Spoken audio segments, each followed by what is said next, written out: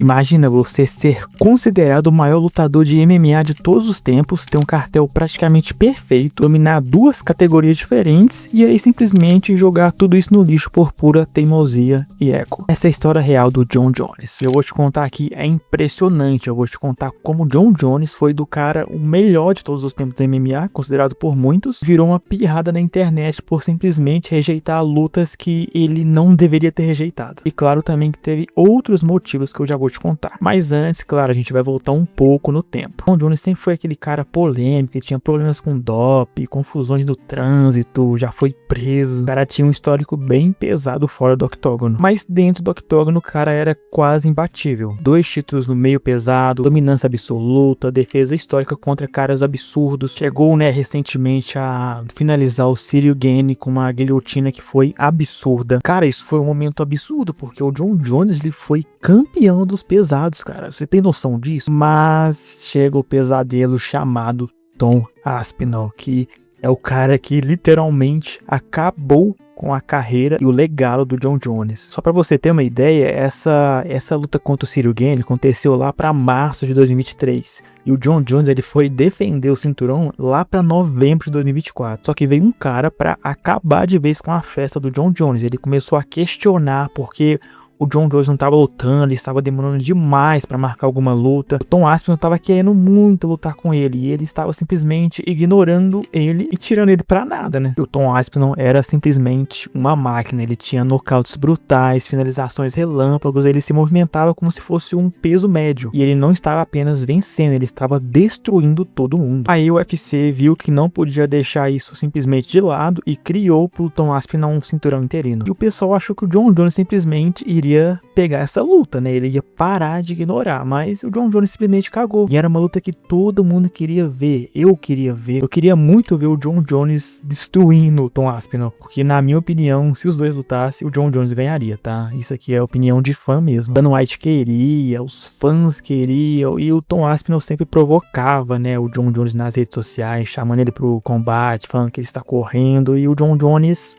nada. Só que aconteceu uma coisa que eu não esperava. O Jon Jones, ele lutou com o Steve Miocic. Pô, é um cara de 42 anos que estava 3 anos sem lutar.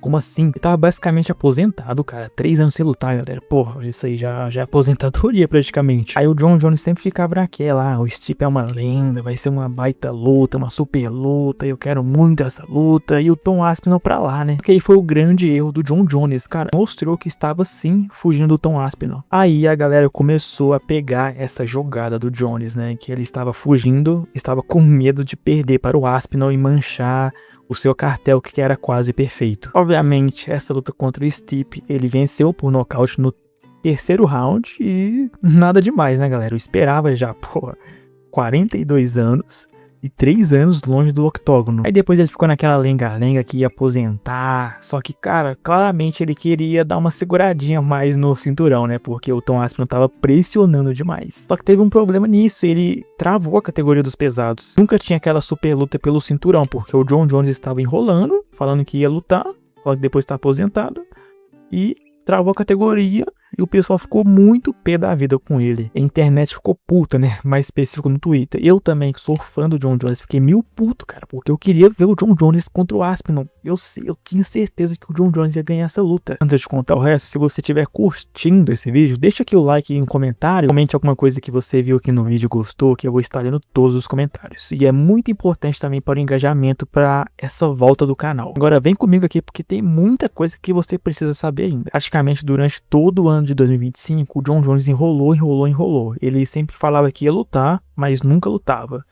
E categoria presa, sabe como é que funciona, né? O Dana White garantia que o Jon Jones ia lutar aquele ano, mas era só promessas vazias que o Dana White estava fazendo simplesmente para proteger o Jon Jones. O Jones, ele postava, né, nas redes sociais que já tinha luta marcada, já estava negociando, e olha que louco, cara, o Tom Aspinall, ele bateu o recorde de campeão interino com mais tempo. Ou seja, o campeão interino que esperou mais tempo por uma luta para o cinturão linear. Vocês entenderam a gravidade do assunto? Cara, foram mais de 1 ano e meio com o cinturão interino e ele, porra, teve que defender o cinturão interino, você tem noção disso? Nunca aconteceu isso na história do UFC. O Jon Jones estava nem aí, né? Ele até chegou a participar do The Ultimate Fighter da Rússia, né? Que não é oficial do UFC, é os russos que fizeram uma versão pra eles e simplesmente deixou de lado a divisão, né? Deixou pra lá e foi lá pro TUF. Tem aquela provocação clássica, né? Que o Tom Aspinall ele leva um patinho de borracha pra luta lá